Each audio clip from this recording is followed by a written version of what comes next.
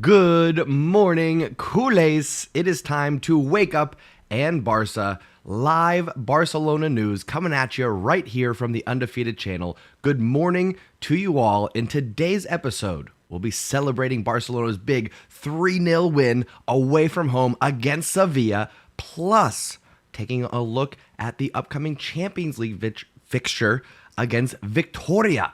All that's happening today. If you want to be part of the conversation, make sure you're subscribed to the channel. What we do here is we cover live Barcelona news.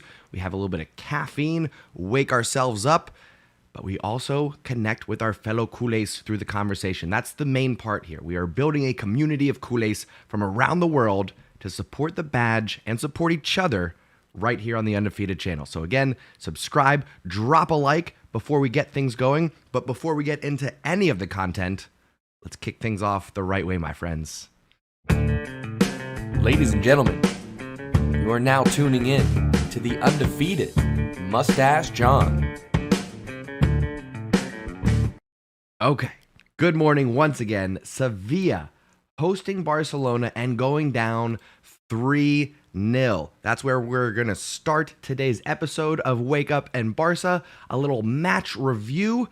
Plus, we will be discussing the good, the bad, the Barça, giving out the mustache man of the match. That's all happening here live on the Undefeated channel, my friends. Let's start with the match overview. Of course, 3-0 to the Blaugrana. Goals from Rafinha, Lewandowski, and Eric Garcia. Big win for Barcelona. And listen, well, actually, let me jump over and share this stat right away. This is coming right from Barcelona's Twitter account.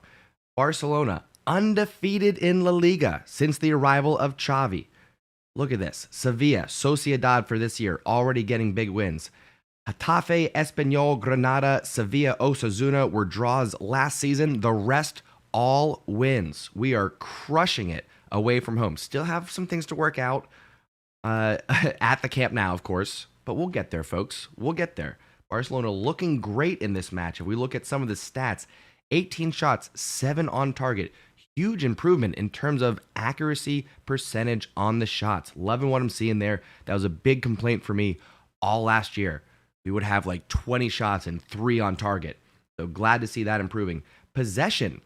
We were actually on the lower half during a big chunk of this game. We had 44% possession, I think, sometime right around halftime. So I was glad to see that shift by the end of this match. 83% passing accuracy. 83% passing accuracy. That is actually pretty low for Barcelona.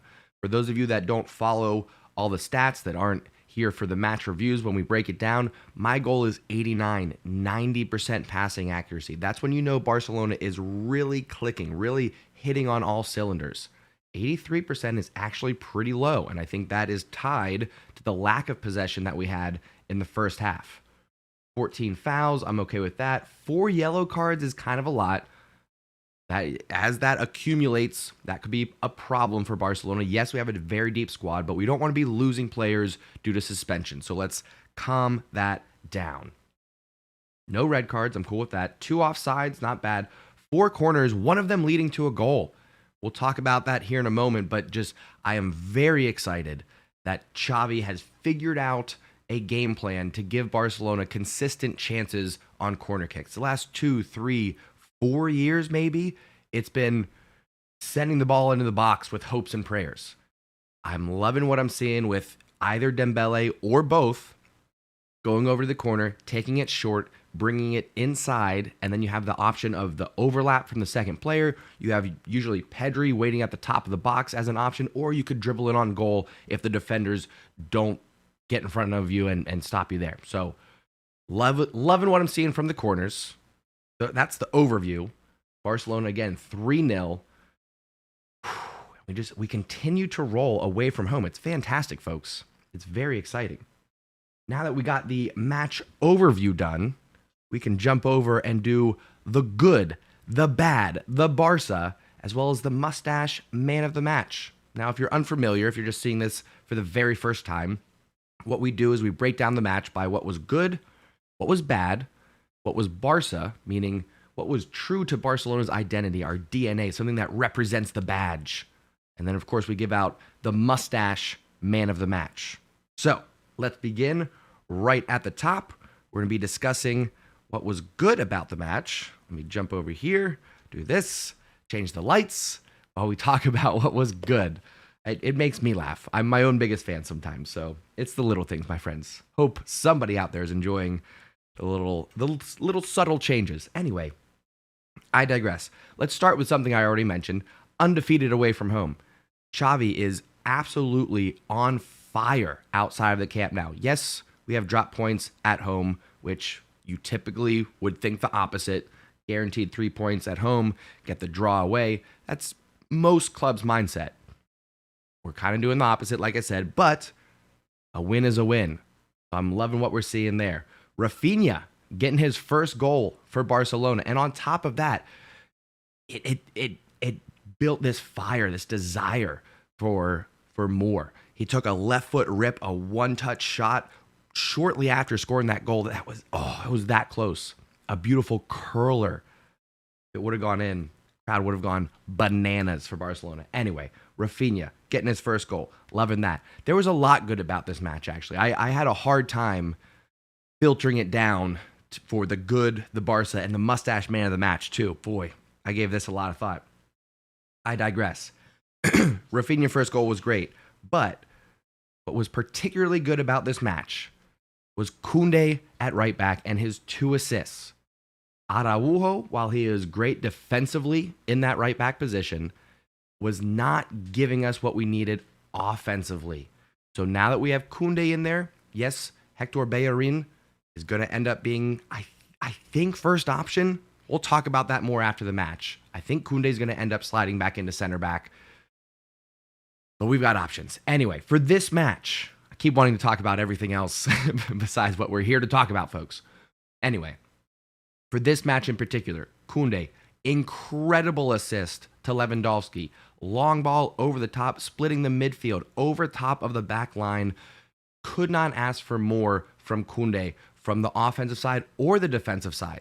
He also got a second assist to Eric Garcia, setting him up for that third goal. A nice set piece from the practice field off of a corner kick. So for those reasons, the assists, the willingness to play out of position, loving what I'm seeing. There were other things, like I said, that could have gone in this good box, but Koundé gets the good box for his performance against Sevilla. Again, mostly for those 2 assists. Now, take a little sip of coffee. Because we got to talk about what was bad about the match, which thankfully there wasn't a lot. There wasn't a whole lot bad about this match, my friends. I'm not upset about any of the outcomes, any of the statistics, except for one small run of play. And I think you all know what I'm talking about. If I jump over and show you this image, which I came across on Twitter. Shout out to Barcelona Out of Context for sharing this one. One of the most selfish plays I've seen on a football pitch. Dembele gets the outlet pass just before halftime, turns, runs at the defenders. He's got 2 defenders in front of him. Lewandowski makes a lung-busting run to join the attack. 34-year-old striker sprinting down the field in stoppage time of the first half. And Dembele, who had every opportunity to lay it off to him, early and late, says, "No, I think I'll just try to chip the keeper and put this one wide. Yeah, I think I'll just do that. I think I'll just be incredibly selfish. I'll make the most selfish decision ever, and I won't finish. How about that? How about I just do that?" I'm surprised Xavi didn't bench Dembele for that decision. I'm surprised Lewandowski excuse me. I'm surprised Lewandowski didn't actually kick his head through the wall of the locker room.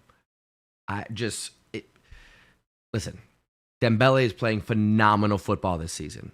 And I think I've done a great job of letting go of my hurt feelings, of my frustration over his contract negotiation. I've let that go. It's been a clean slate. But nonsense like that, just being selfish, that's becoming your MO.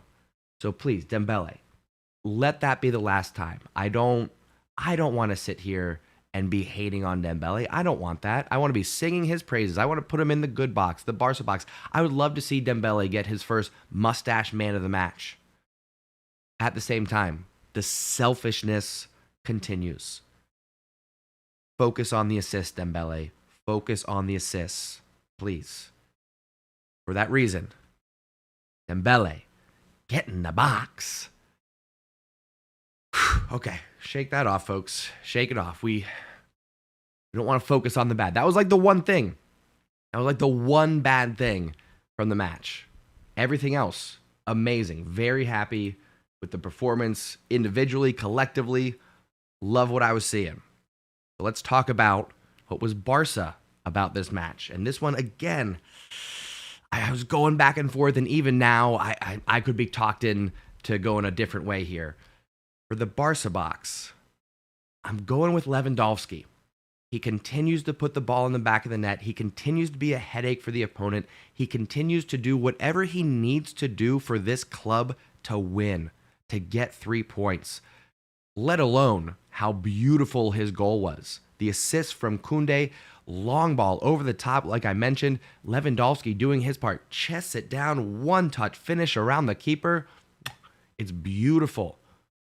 Having Lewandowski up top, just his presence alone opens up opportunities for Rafinha, for Dembele on the wing. Even if Dembele doesn't use him, whatever, we're over that. So Lewandowski gets the Barca box, but here's the thing, folks. Like I said, there was a number of ways I could have gone with this. I was this close to giving it to Eric Garcia. He continues to be the unsung hero. Did get a goal in this one. He was the little cherry on top after a beautiful set piece from the corner flag. Defended, and right before that as well, on the defensive side, of course, his main job, jumping in front of shots, intercepting passes, just being the defender that we need him to be, particularly with Koundé pushing out to that right-hand side. It's going to get very interesting here in a couple weeks when Hector Bellerin is settled in and he becomes a right-back option. Do we go with him and slide Koundé into the center, and then who loses their position? Garcia or Araujo? Who knows? Those are conversations for another time. But what I do know right now is that Eric Garcia is doing everything he can to leave his mark, to make his claim for that center back position. So while he didn't get it this time, Eric Garcia will say honorable mention for the Barca box. Speaking of honorable mention, as we get into the mustache man of the match, it's worth pointing out someone who is, we'll say, runner-up. One of the runner-ups, I'll say. Start with Xavi. Tremendous performance. Actually got the broadcast man of the match. No goals, no assists, but he did play 92 minutes, 61 touches, 90% passing accuracy, 40 of 44. Only one key pass, which is why I was a little bit surprised to see him get the man of the match. Did have 2 successful long balls, 1 dribble, 8 duels won. I think that's what got it for him. 8 duels won. Xavi was showing his grit, his tenacity, his intensity on the pitch. He was showing his Gattuso part of his Xavi and Xavi combination. He's a little bulldog, a little pit bull, as you can see in this picture here. Hilarious graphic comparing Xavi and what's inside of him here. Just pit bull. Absolutely. Could not agree more. Accurate assessment. So Xavi, honorable mention for mustache man of the match, because I got to shout out somebody else here. I got to give recognition where it's due. If not, excuse me, wrong button there.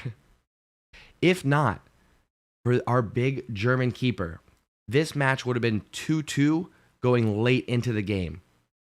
Who knows how it could have turned out? 2, 3 huge stops in the first half alone. So Ter Stegen getting the mustache man of the match. And again, I know that this is not in alignment with the broadcast. They went with Gavi on that one. That's fine. I'm not gonna hate on that decision, but no goals, no assists. I think if you look at the impact, the direct impact, who influenced the game more, who had a bigger hand in the outcome, you gotta go Ter Stegen. You have to go with Ter Stegen. Like I said, big saves in a big year for Ter Stegen. I've said it time and time again, but I'm going to continue to repeat myself until everyone in the Stash Squad tells me to stop. We've heard it. Please, John, enough. You're going to be begging for mercy for me to stop repeating that this is Ter Stegen's year. He's had a rough run of it the past few seasons. Not the best defense in front of him. Average age of like 32 years old last year. Now our average age has been just over 21 years old. That's a big difference for Ter Stegen. Fresh start for Barça, fresh start for Ter Stegen, and he's taken advantage of it. He's doing everything that he needs to do, and I want to acknowledge that. I want to reward that. So he gets the mustache man of the match going to Ter Stegen. Those are the awards for our big 3-0 win over Sevilla. Koundé gets the good for his 2 assists from the right back position. Dembele gets the bad box for his selfishness bubbling up and not passing to Lewandowski in that counterattack when he should have. Lewandowski gets the Barça box for his golazo and his continued performance up top, being a powerhouse striker for Barcelona. But Ter Stegen comes away with the mustache man of the match, keeping the clean sheet away from home. Barcelona continue to dominate outside the Camp Nou, and we are pushing our way up the table now. If you jump over and take a look at the live table, we are just 2 points away from Madrid, going into more September matches. And then in October, we have our first El Clasico. So Barcelona coming together nicely. Chemistry is there. The goals are there. And now we're getting the results. So more to come. Let me know what you think. Whether you're watching this on replay or live, I'm going to turn to the chat, say my good mornings, get your thoughts. But I want to know your thoughts as well. If you're watching this on replay, let me know down in the comments. What do you think about the good, the bad, the Barça? What did I get right? What did I get wrong? What would you change? And we'll keep this conversation going, my friends. That's where I will turn to the chat, say my good mornings, say my hellos, see what we got going on. Who's with us here? I'll give a quick scroll through just to see who's here, and then we'll get the conversation going because I want to get your opinions, like I said, on the good, the bad, and the Barça. We got Coffee at Dawn is here with us. Felipe, hello, sir. Sem FCT. Forza Barça is with us. JE, hello. Maxime, hello and good morning. Andres is here with us. Surrender. Chris E. We got a lot of our regulars here today. Good to see some friendly faces, some familiar faces. Ghost Lost is with us. Felipe is with us. Who else we got? Paul, good morning, sir. Good afternoon to you, I should say. Documania, love the name. Good to see you. All right, we got a lot of folks here today. We got The Notorious is also with us. Yusuf, hello, sir. We'll start with Felipe's comment here. He says, I don't mind the Dembele miss. I think if he was in a natural position, he would have had more confidence to make an accurate pass. He took a chance, missed badly. Had he put it in the back of the net, it's a different story. That's always going to be the case. So it's fair to you for calling that out. The end result definitely matters. If he puts that in the back of the net, he probably avoids the bad box, but it would still get called out for being selfish. With Lewandowski and doing that lung-busting run, you have to give him that payoff. You have to give him the opportunity. You have to reward that and encourage that. Because now, next time Dembele is in that opportunity, if I'm Lewandowski, am I running forward and busting my butt to not get that pass? Here's the thing. Lewandowski will, because he's a class act. He's a true professional. But I'm saying something to Dembele in the locker room if that's the case. Just saying. Kim GZ, how we doing? Good morning to you. Fox Gaming says, can't wait for that first El Clasico. Amen to that. Coming up in October. But we have plenty of action before that we're going to be covering. Forza Barça says, Dembele's aim is poop. He needs to practice. Dembele and Rafinha goals will come as Lewandowski continues to score, as he becomes the primary focus for the defense. Lewandowski and Dembele are going to get their goals. Don't you worry. Don't you worry. It's going to happen, folks. What else from that match do we need to cover? I think that was just about it, covering that match. Is there anything that you would change, folks, from the good, the bad, the Barça? Did I get it all right? Did I nail it? Was it perfect? Like I said, there was a lot of opportunity there to get the good box, the Barça box, the mustache man of the match. I was a little bit surprised that Gavi got it. Happy for him. Definitely happy for him. But is that due to some of Barca's marketing? Perhaps. Perhaps. Whoops, as I knocked stuff off my desk. Whoopsie daisy. Anyway, Chirag, how we doing, says, I feel we are playing more like Madrid. We have so much individual power that one pass, one goal, more like Luchos Barça than Pep Barça. Fair assessment, but if you can remember back to the Pep Guardiola days, the early days, 2008, 2009 in particular is what jumps out at me. Barcelona were so threatening, so dangerous, so lethal on the attack. We'd be up 2-3-0 late in the match and then pile on another goal or two. I remember so many occasions with Samuel Eto'o, Thierry Henry, Pedro, excuse me. I kept wanting to say Pedri. My brain was just like, Pedro, back in the day. Just piling it on, foot on the neck, keeping the gas down. That's what Xavi's bringing back, and I'm loving it. But your point of Barcelona being much more attack-minded and quick on the attack, yes to that. We've been missing a quick counterattack these past few years. It's been slow it down, bring it up, possession, tiki-taka for the sake of tiki-taka, which isn't it. I love tiki-taka, but it's got to have a purpose. It's got to have intention, which is, again, what we're seeing now. We are seeing a little bit less possession around the box, more counterattacking football for Barcelona, all due to Xavi's influence and the attacking options. You got to keep in mind, healthy Dembele, Rafinha new, Lewandowski new. Got to factor that in as well. JC says Dembele and Rafinha are too selfish, so desperate for goals. I'm going to disagree a little bit. Dembele, yes. Rafinha, I think, has done a good job of creating chances for other people. And here's the thing. I'm not going to go in too hard on Dembele. He's also, I believe, leading, has the most assists in La Liga in 2022. So I can't sit here and say he's completely selfish. I'm going to say that was a selfish decision. That was very frustrating because it could have been a third goal in the first half for Barcelona. So that's why I've perhaps been too hard on Dembele already. So let me pull back a little bit, okay? He's playing great. He's getting a lot of assists. That little flare-up of selfishness, a red flag for me because of past transgressions, which I'm still trying to move on from, okay? So take it with a grain of salt, but it had to be pointed out, had to call it out. Felipe says Gavi gets the Puyol award for the match. Absolutely. You know what, folks? If you have ideas for more awards, let me know. I think the primary framing of our match reviews is going to continue to be the good, the bad, and the Barça, but we can throw in more awards. We can give a Puyol award out. We can give... We're going to have to come up with some sort of dubious award as well. I'm thinking like the Barça blame game, something like that, when we inevitably stumble and we inevitably make mistakes bigger than what goes in the bad box. Maybe we have to play the Barça blame game. We'll see. Something along those lines. Who knows? Who knows? Let me know your thoughts, though. Again, if you're watching this on replay, let me know in the comments. But in the chat, if you have ideas for other awards you'd like to see in these match overviews, let me know, my friends. I'd love to include it. The Notorious says, John, do you think we can beat Bayern? I do.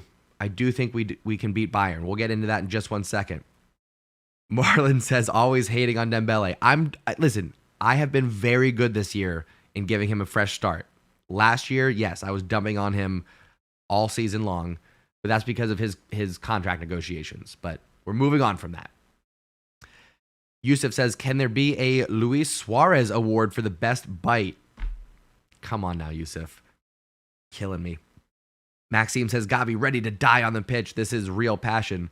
I don't know if it's that far. Excuse me. I got burps galore. I ate too much M&Ms before going to sleep last night, so now I got some indigestion. It happens. Anyway, folks, I appreciate your thoughts as we talk about Sevilla versus Barcelona, but let's also jump over and let's discuss the upcoming Champions League fixture. Barcelona taking on Victoria Plzen. I don't know if that's how you pronounce it. I don't think I've ever come across this team before, if I'm being completely honest with you all. If we take a look at our group, we got Bayern, Inter Milan, and Victoria. It's going to be a tough one, folks, but I'm ready for it. I'm ready for it.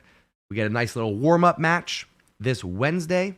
Unfortunately, I am going to be traveling these next couple of weeks, folks. Let me actually just connect with the Stash Squad here. These next couple of weeks are actually going to be pretty tough for me streaming-wise. I feel bad, but I'm going to miss this Champions League match because I'm going to be traveling. Same thing for the match this Saturday. I won't be back in time for that. So I'm actually going to be gone the rest of the week. I'm going to try to do some mobile streams, some check-ins with you. I don't know if that'll be a wake up in Barça. I don't know if that'll be during one of these matches or both. We'll see. It depends on my travel time a little bit. But September is going to be a little bit light for the live match watch-alongs, unfortunately. So I'm going to be missing the Victoria match this Saturday and then next Saturday as well. So we'll go over this. I'll remind you all. We'll continue with the wake up in Barças, but September, I'm going to miss a couple of matches. Womp womp. It is what it is. I got friends that are getting married. So as much as I want to prioritize this channel on our road to 10,000, got to do what I got to do. All right. So September is going to be a little bit light, but then October, folks, we're hitting it hard. We got El Clasico coming up. We got the big Champions League matches coming up. Make sure you're subscribed. Make sure you turn on notifications and come hang out with us here on the Undefeated channel. Anyway, I digress. Back to Barcelona and Victoria. Victoria is from the first division in Czech Republic, which of course is not a top tier league, which means we might see some rotation from our primary go-to squad. This is of course what Xavi has been going with for the most part. You could take out Gavi, you could throw in De Jong, but this seems to be Xavi's go-to lineup. This is what we saw against Sevilla over the weekend. Again, with Victoria, listen, all due respect, but they're not in Premier League. They're not in Ligue 1. They're not in Bundesliga. It's not the Serie A. So again, with all due respect, it is Champions League. Everyone has a puncher's chance. I think we're going to see heavy rotation. So let's talk about what changes we might see, starting with the back line. I think Ter Stegen might actually get a chance to rest here. He's been on fire for Barcelona recently, but I think this is a good opportunity for Iñaki Peña to come in and get some minutes. Now, I know, right off the bat, that is a big change. That's a significant change. I'm going to try not to go too heavy because we don't want to start out with any kind of upset, but we are, like I said, going to make some significant changes here. Balde also going to find his way to the bench as Jordi Alba slides in on this left-hand side here. And you know what? Since Jordi's there, he's going to want someone who's a little bit familiar with him. So that means Garcia is going to come out and Piqué is going to slide in. Since Piqué's there, we need to... Well, never mind. I was going to see if I could just have a tied-in narrative for all of this, but nope, no go on that one. I'll break that. Here's what I'll say. Araujo, Koundé, out of the two, Koundé missed the first couple of matches, so you would think Araujo takes a seat. Roberto comes in, and Koundé slides in to center back. I think this is a good opportunity for him to get some time in his more natural center back position. Now, midfield could be interesting. Gavi just got the start, but he did not have he did not come out of the gates quick this season, we'll say. He took a couple of matches to warm up. So Xavi might keep him in there just to see if he can continue on with the performance like we saw against Sevilla. But I think what's more likely is that he'll come down to the bench We'll see Frankie de Jong come in.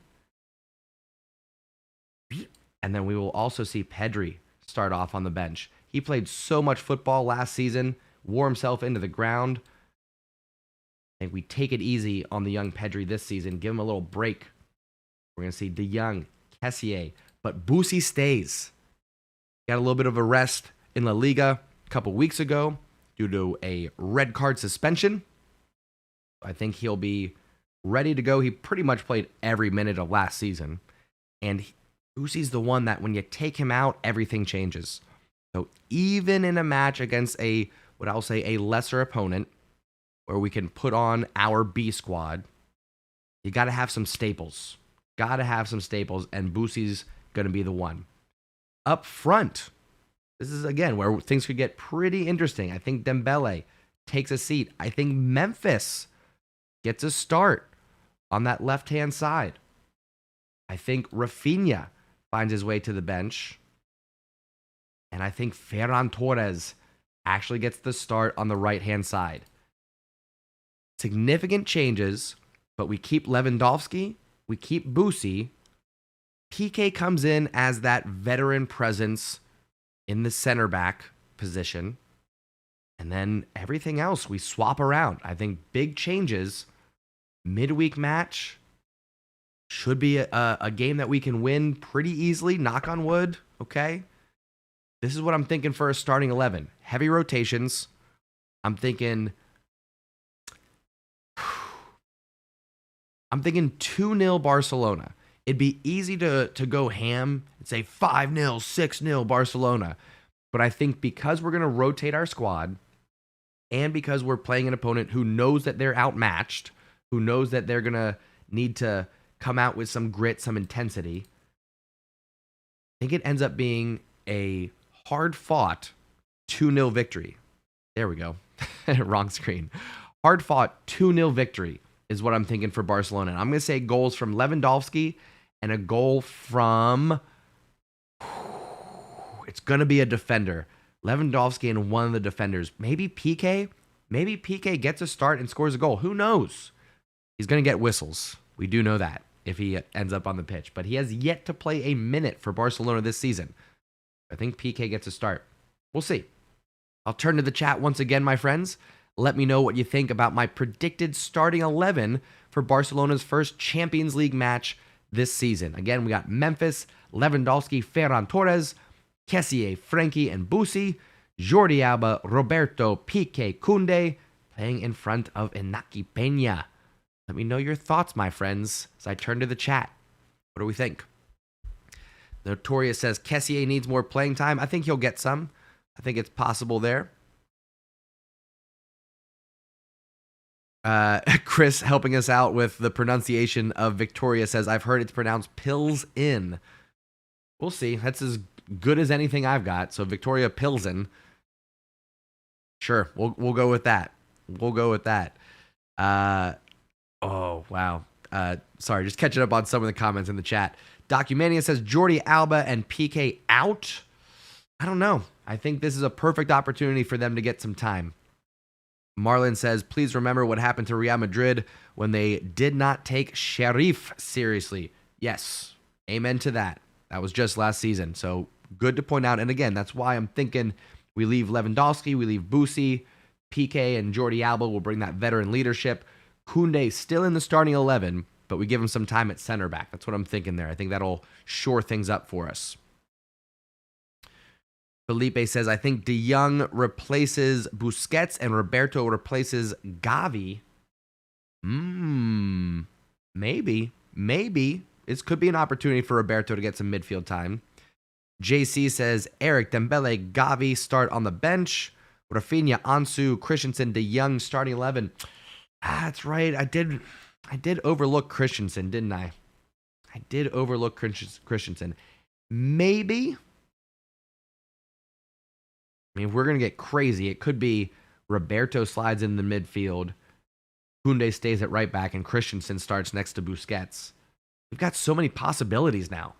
Our squad is so deep. We have so many options. Endless possibilities. It's such a good problem to have. Andres says, I think Christensen and Koundé will be in the defense, maybe a 3 at the back with PK. We'll see, folks. We'll see. Again, that match is coming up this Wednesday, 3 p.m. Eastern Daylight Time. That's for my time zone. Convert that for yours. I'm going to try to figure something out. All right, I'm going to be doing some traveling, like I said, these next couple of weeks. So streams might be a little bit light. I'll continue to remind you. But I'll also do what I can to do some mobile streams. I don't know if I'm going to be watching at our hotel or if we'll be watching in a bar somewhere, but maybe I'll be able to figure something out on the mobile here. So it won't be this wonderful setup, but maybe it'll be something. Maybe we can figure something out here. So I know, whatever. I guess what I'm getting at is I love hanging out with y'all, and I miss you when I'm not able to do it. So figuring out what I can. Anyway, we talked about Sevilla versus Barcelona. We gave out the good, the bad, the Barça, and the mustache man of the match. We talked about the upcoming match against Victoria. That's happening this Wednesday. I told you about my schedule. It's going to be a little bit light, so we'll hang out when we can. Next guaranteed stream is going to be Monday. So a week off. Other than that, turn on notifications so you know when I do anything surprise pop-ups while I'm on my vacations here. And what else? I think that's going to just about do it, friends. Oh, before you go, if you don't mind doing me a favor, hit that thumbs up button, drop a like, helps out with the algorithm, particularly at the end here. If we can get a bunch of likes, algorithm picks it up. We get some new faces coming in, shows up on their feed.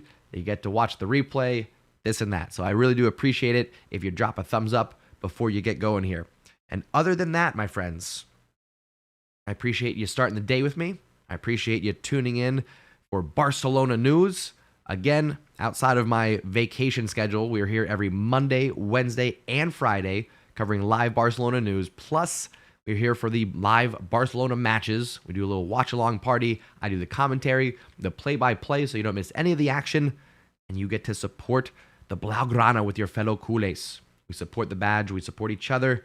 That's what we do here on the channel. So thank you so much for spending your time with me, getting your day started. I hope you all have a wonderful day.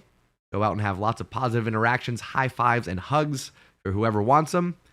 Thank you to everyone in the Stash Squad for participating in the conversation.